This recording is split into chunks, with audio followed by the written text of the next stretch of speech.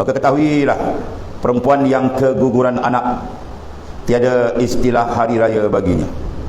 Bahkan hari raya itu sebenarnya bagi orang-orang yang mengalahkan nafsunya. Tiada istilah hari raya melainkan bagi orang yang mengawal halnya, mengatasi godaan hawa nafsunya. Mana hari raya? Mana hari raya? Orang yang berjaya, mendapat kejayaan yang besar, maka diraikan, dirayai, itu maksudnya. Merayai mana meraihkan kejayaan besar. Maka apa kejayaan besar dalam hidup insan? Ialah menggugur dan mengalahkan nafsu. Mana kalau nafsu dia tak tumbang, orang tak boleh sambung gaya, dan gaya dia tak ada arti maksudnya. Ya. Hari raya, orang yang puasa tak beli baju, dia tak puasa dia beli baju. Dia nak gaya, kita sajak muka dia. Orang yang puasa tak ada apa lagi, dia tak puasa, dia bukan main lagi gaya. Ni kalau gaya keling pun dia gaya ke ni. Kalau gaya keling pun dia gaya. Ya, gaya apa makna? Bukan gaya maknanya mengganti pakaian baru, bukan mengganti langsir baru. Gaya maknanya menyambut kejayaan, menumpaskan nafsu. Hari raya senang. Ya, ni nak puasa dia satu peperangan besar, jihad. Kita nak tumpaskan nafsu kita. Maka puasa ada 3 maratib, 3 peringkat. Peringkat awal, dia puasa hanya menahan lapar dan dahaga saja.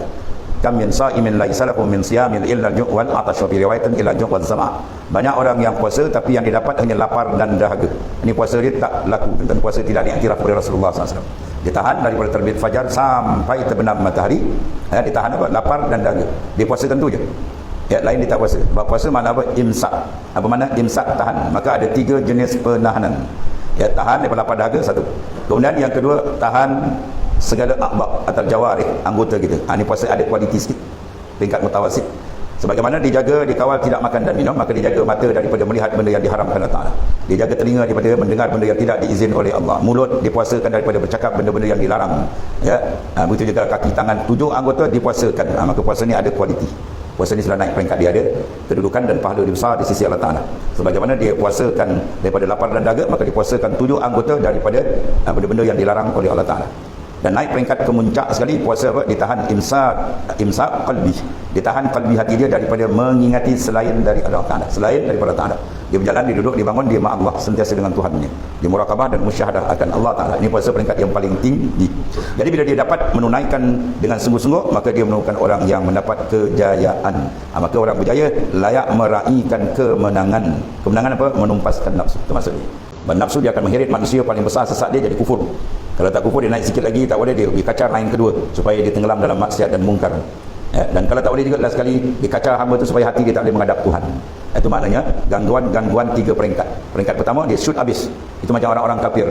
Sebab orang kafir tu dia shoot habis tu, habis terus, terbongkang terus tu. Langsung Tuhan pun dia tak kenal. Maka Ta'ala sifatkan orang kafir tu apa? Yaquluna wa yatamatta'una kama ta'kulul an'am. Si kafir itu makan minum macam binatang kaki 4. Yang kedua, kalau insan tadi dia terdapat goda, dia jadi orang beriman. Ada kacau lain kedua pula.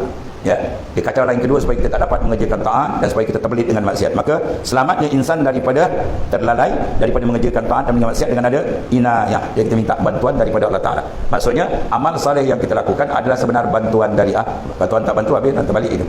Maka wajib kita syukur banyak dengan nikmat, dia dipanggil inayah. Dan ketiga dipanggil riayah, pemeliharaan. Maknanya dia lagi dekat dengan Tuhan. Bila ada pemeliharaan, maka dia selamat daripada ghafalat, segala kelalaian. Ketiga peringkat. Tiadalah perumpamaan engkau, kata Syekh bin Athaillah As-Sakandari, dengan nafsumu. Ini perbandingan kita dengan musuh besar kita, itulah nafsu. Melainkan seperti seorang lelaki menjumpai isterinya di kedai penjual arak. Ya, kita tengok-tengok isteri kita ada kat kedai minum arak. Lalu ia menghadiahkan pada isterinya pakaian-pakaian yang cantik. Terbalik sebenarnya. Patutnya isteri kita jaga dia jumpa arak tu, patut kita tarik dia tak, dia bagi pakaian lawa suruh pakai. Pelik dah. Begitulah. Orang yang melayan nafsu, itulah keadaan dia. Betapa bodohnya tindakan dia itu mana. Dia berikan isteri tadi pakaian cantik dan makanan enak. Dan apabila isteri itu meninggalkan salat, yang kau masih lagi sibuk memberi hidangan bubur daging, dia panggil sarip, dan pelbagai santapan kepada dia. Dia tinggalkan benda yang besar yang menyebabkan kutukan Allah Ta'ala as-salah, tiba-tiba dilayan dia. Itulah nafsu. Ya, nafsu dalam misal yang lain, ulama buat itulah, di malam hari dia telah menipu kamu. Di antara dalam hadis Nabi kata suara yang paling digemari oleh Allah Ta'ala ialah qiraatul Quran fi jawfil lail, membaca Al-Quran walaupun sedikit Al-Quran di tengah malam. Ya, kita baca pada nawwir buyutakum bi qiraatil Quran, cahayakan rumah kamu dengan membaca Al-Quran supaya rumah tu ada nur. Ya, sebab ada seorang ustaz, bila seorang tu dia jumpa, dia kata minta tolong doa lah ustaz, ya, anak-anak saya ni degil.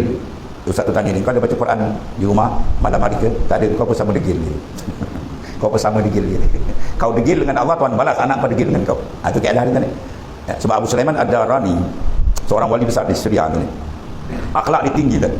Bila satu ketika arahan dia tidak dipatuhi oleh anak muridnya, oleh anak isterinya, hingga kaldai dia satu hari itu suruh jalan dan nak jalan. Apa dia kata? Dia menangis, ya Allah, aku sedarlah betapa banyaknya aku maknanya tidak mematuhi arahan engkau.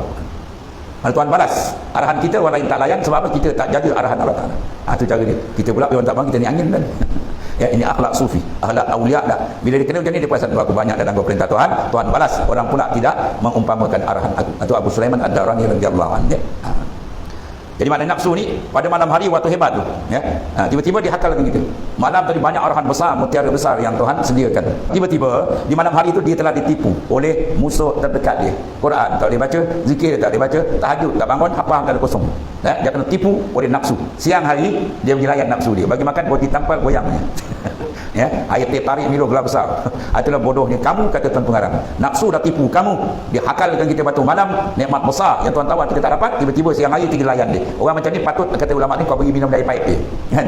Malam tadi kau tak bangun tahajud, kau punya muka layak minum dari paip dia. Buat macam tu kan. Boleh. Ini roti terbang dah main. Malam dah kena tipu dengan nafsu, siang hari pula kita jamu dia. Berdekah dia ketawa gitu kan. Itu maksudnya. Jadi nafsu nak didik, di antara dia adalah apa? Kita gunakan apa tentang muaqabah. Ya, didikan nafsu di antara muaqabah. Apa muaqabah? Denda. Satu hari Allah, dia dah lama tak balik kampung. Bila dia balik kampung, dia masuk lorong rumah dia tu ada perubahan. Adalah 2-3 biji rumah kan. Dia bertemenung kejap. Wah, ni rumah siapa ni? Berapa kos dia buat ni? Adalah dalam 1-2 minit dia punya kepak. Oleh kerana dia ni orang yang elok, orang yang maknanya cantik akhlak dia lah, rohani dia. Dia tersilap ke tempat Tuhan beri peringatan. Dia pun sedar, apa faedah aku ditanya benda ni? Kalau aku jadikan ini dalam makan, aku tasbihan lakana Allah. Kalau aku tasbih, Tuhan lagi baik itu. Oleh kerana kau dah tipu aku beberapa minit, wahai nafsuku, maka aku denda kau puasa setahun. Tahun ni puasa setahun. Ya, kita dapat puasa 3 hari pun jadi. Ini bukan denda, ikut. Ambillah jawab ni. Ya. Satu orang waliullah juga, dia terlihat, dia melihat aurat perempuan. Ya, ini benda mata kau besok akan disoal di akhirat. Kau pergi lihat benda ni apa pasal dia. Ya, sekarang aku denda kamu. Apa denda dia? Malam ni kau jangan tidur. Malam ni sampai subuh jangan tidur. Sebagai maknanya apa? Muaqabah denda dia. Kau bangun malam ni baca Quran, sembahyang sunat, zikir dan sebagainya. Itu di antara apa? Proses yang digunakan oleh kepakaran para awliya. Sebab dia boleh duduk lain pun kan. Dia guna betul. Dia ajar betul adab akan nafsu dia supaya nafsunya bersih dan makna mentaati perintah Tuhan dengan betul. Maka dia akan dihadiahkan makam-makam yang tinggi, pembukaan makrifat yang lebih tinggi di sisi Allah Subhanahu Wa Taala.